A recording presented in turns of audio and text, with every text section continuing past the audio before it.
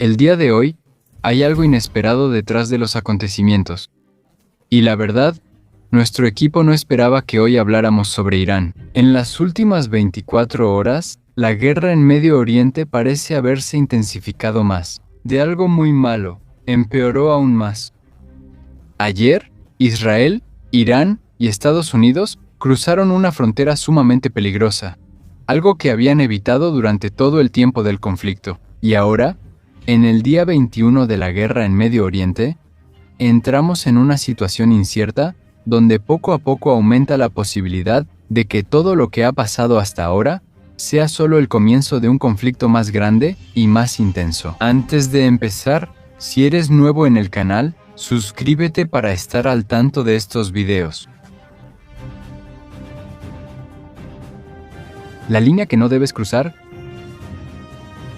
Para entender lo que realmente sucedió en Medio Oriente, primero necesitamos explicar una idea que a primera vista parece extraña y casi increíble. A pesar del daño y caos de esta guerra, que es debilitante y desestabilizadora, Israel, Estados Unidos e Irán aún parecen contenerse mutuamente.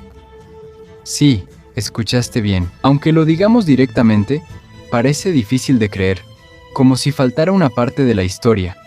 Como que desde el inicio Israel y Estados Unidos ya hubieran eliminado al líder supremo de Irán, o que Irán ya se hubiera vengado contra casi todo Medio Oriente. No hay nada incorrecto ni exagerado en lo que dijimos.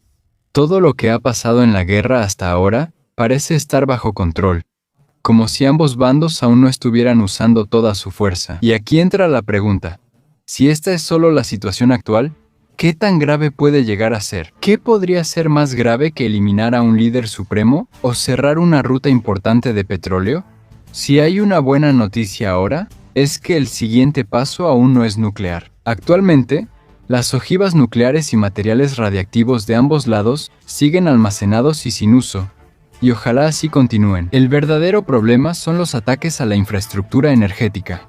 Israel y Estados Unidos tampoco han dudado en atacar objetivos vinculados al petróleo y gas natural de Irán. Hace apenas unos días, Estados Unidos bombardeó objetivos militares en la isla K, un lugar donde se encuentra la refinería que maneja casi el 90% de las exportaciones de petróleo de Irán. Irán tampoco se quedó atrás. También mostró su capacidad para atacar en el Golfo Pérsico, incluyendo Arabia Saudita, Emiratos Árabes Unidos, Qatar, Bahrein y otros. Pero hasta ahora, estos ataques suelen dividirse en tres tipos: simbólicos, limitados o con un impacto muy pequeño. Por ejemplo, en el ataque de Estados Unidos a la isla K, aunque dijeron que destruyeron aproximadamente 90 objetivos militares, deliberadamente decidieron no tocar la infraestructura energética de la isla. El mensaje es claro: si siguen, la próxima vez no nos vamos a contener. Sin embargo, Estados Unidos no planea destruir de inmediato el 90% de la exportación petrolera de Irán. En otros ataques aéreos de Estados Unidos e Israel, el daño a las instalaciones de petróleo y gas de Irán suele ser mínimo o dirigido a objetivos que no son tan importantes. Es como si solo quisieran mostrarle a Irán que pueden destruir toda la industria. Pero aún no lo hacen. Irán hizo lo mismo. Atacaron la infraestructura energética en el Golfo, una decisión peligrosa, pero no la destruyeron totalmente. En este punto de la guerra, Irán ya ha demostrado varias veces que pueden penetrar las defensas aéreas en el Golfo, y si quisieran, podrían enviar más drones o misiles que pueden seguir, y después causar una gran destrucción, un daño que tomaría meses o incluso años reparar. Pero no lo hicieron. Sí, provocaron grandes incendios. Sí, algunas operaciones debieron detenerse temporalmente, y hubo barcos comerciales atacados. Pero si la guerra terminara mañana, es posible que el mundo vuelva casi a la normalidad en solo un mes. En pocas palabras, había un entendimiento silencioso entre ambos bandos sobre hasta dónde llegar. Hasta ayer, en solo unas horas, ese equilibrio colapsó por completo. Y quien inició todo, literalmente encendió la situación, fue un ataque aéreo israelí que golpeó un enorme campo de gas natural de Irán llamado South Pars. Es un depósito de gas submarino que pertenece a Irán y Qatar, y si se combinan las partes de ambos países, South Pars es el depósito de gas natural más grande del mundo. Solo en la parte de Irán, Se estima que hay aproximadamente 51 billones de metros cúbicos de gas natural, pero mientras Qatar utiliza su parte para producir gas natural licuado para exportar, Irán le da un uso diferente. Todo el sistema energético de Irán depende del gas natural, y la mayor parte del gas que utilizan para mantener la electricidad en el país proviene directamente de South Pars. Por eso, South Pars es el depósito de energía más importante de Irán. Si atacas un campo petrolero, una refinería o Isla K, causarás gran daño, pero en realidad, la economía de Irán seguirá siendo la principal afectada. Pero si atacas South Pars, no solo afectas la economía, también impactas la vida diaria de todo el país. Este es el tipo de objetivo que normalmente solo se ataca en dos situaciones. Primero, si ya estás listo para llevar la guerra a un nivel que nadie ha experimentado antes. O segundo, si no entiendes completamente el peso del impacto de esa decisión. ¿Cuál de las dos es cierta? Ustedes lo juzgarán, especialmente porque aún faltan detalles de Jerusalén y Washington. Pero lo que está claro por ahora es que Israel llevó a cabo el ataque aéreo en South Pars por su cuenta, pero con conocimiento, y sobre todo, con permiso de Estados Unidos. Según fuentes de la Casa Blanca, el objetivo del presidente Donald Trump con este ataque es que sirva de advertencia. Un disparo de advertencia para castigar a Irán por bloquear el estrecho de Hormuz y mostrar las posibles consecuencias si no ceden. Pero en la versión de Trump al día siguiente ya había retrospectiva, y al mirar hacia atrás, está claro que Irán no recibió el mensaje como él esperaba. En cambio, Irán respondió con uno de los ataques con misiles más grandes desde que comenzó la guerra. ¿Y su objetivo? La parte de Qatar en el mismo yacimiento de gas. La planta de gas natural licuado conocida como Ciudad Industrial Ras Laffan. Este lugar es crucial, ya que suministra cerca del 20% de las exportaciones mundiales de GNL. Aquí también se produce casi un tercio del helio purificado usado en semiconductores avanzados. Esto es crucial no solo para Medio Oriente, sino también para Asia y Europa, que dependen del GNL como fuente principal de energía. Irán ha amenazado Ras Laffan por mucho tiempo, y, aunque lo ha atacado antes, solo ha logrado detener temporalmente las operaciones. Pero ahora es otra historia. Después de que Israel escaló la situación atacando South Pars, Irán respondió de la misma manera. Apuntaron a la fuente de energía más impactante, no solo para el enemigo, sino para el mundo entero. Irán atacó Ras Laffan con misiles balísticos. Varios impactaron directo y provocaron un gran incendio y explosiones mayores a casi todo lo visto en esta guerra. Según Qatar Energy, la empresa que administra la instalación sufrió daños extensos. Eso significa que fue peor que cualquier daño que haya experimentado antes. Y el contraataque de Irán no terminó ahí. Aunque no está confirmado, Irán afirmó haber atacado una importante planta petrolera en Yanbu, Arabia Saudita, no en el Golfo Pérsico, sino en el Mar Rojo. Esto es relevante porque Arabia Saudita movió sus exportaciones de petróleo a esta zona por considerarla más segura y alejada del conflicto. Pero ahora, parece que ya no hay lugares seguros. Emiratos Árabes Unidos también resultó afectado, especialmente el complejo de gas Hubsan, uno de los mayores del mundo, y el campo petrolero Bob, la principal fuente terrestre de petróleo del país. Incluso en el contexto de esta guerra, la magnitud e intensidad de la respuesta de Irán fue inusual. No solo demostró que aún puede realizar potentes ataques con misiles, también mostró que están dispuestos a usarlos de forma que ya no puede malinterpretarse. Si South Pars es un objetivo legítimo, Irán también puede y quiere afectar el suministro energético global. Es algo que el mundo entero ha estado evitando durante mucho tiempo. Y para Estados Unidos, está claro que recibieron el mensaje. Pero claro, especialmente en situaciones como esta, cuando se trata de la Casa Blanca, tienes que filtrar el ruido, la bravuconería y las palabras para ver qué es lo que realmente está pasando detrás de todo. Aunque dejemos de lado las amenazas y palabras, el presidente Donald Trump casi no perdió tiempo. De inmediato anunció, incluso en mayúsculas, que Israel no haría más ataques. Y después de esto, mencionó de manera más calmada lo muy importante y valioso que es. Mientras tanto, para Qatar, Arabia Saudita y otros estados del Golfo, solo hubo una reacción.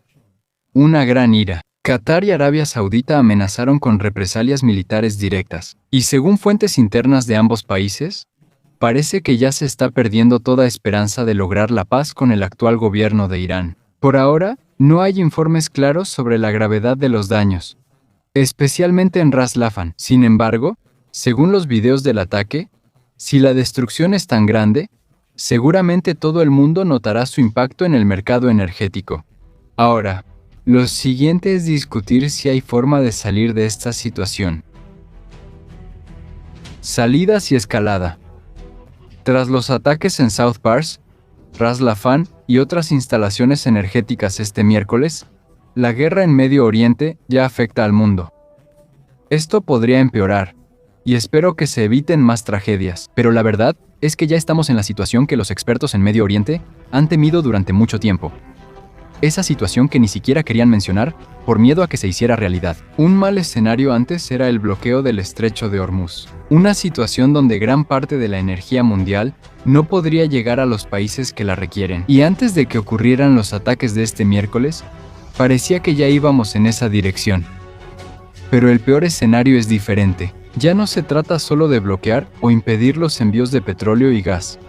Lo que ocurrió el 18 de marzo es un nivel de destrucción. No solo están siendo afectados los tanqueros, sino también la infraestructura misma, que es carísima, muy difícil de reemplazar y es la fuente de energía. Aunque algunos tanqueros se dañen en el Estrecho de Hormuz, eso no colapsaría de inmediato el mercado global, pues representa solo una fracción de un día de comercio. Pero si destruyes sitios como Ras Laffan o las instalaciones de gas en South Pars, es otra historia. Se espera una interrupción grave y prolongada en el mercado energético global. Lo más alarmante es que esto es una guerra. En la guerra, cada ataque tiene represalias.